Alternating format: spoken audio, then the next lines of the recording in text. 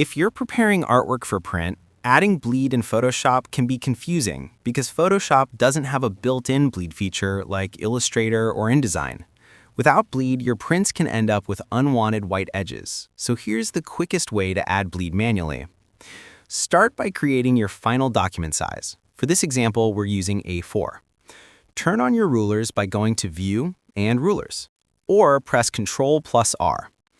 Drag guidelines from the rulers and snap them to each edge of your document. These guides show your finished size. Next, go to Image and Canvas Size. Here, check your current dimensions. Add 6 mm to each side, which gives you a 3 mm bleed all around the artwork. Press OK.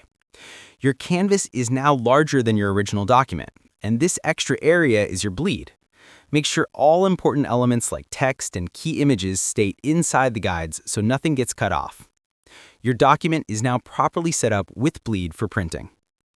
If this tutorial helped you out, make sure to like and subscribe for more helpful guides. And if you found real value in it, a super thanks would be greatly appreciated. Feel free to reach out if you encounter any issues during the process. If this video helps you out, please leave a like and subscribe. Comment below if you have any questions. If you need further assistance, consider hiring a professional using the link in this video below.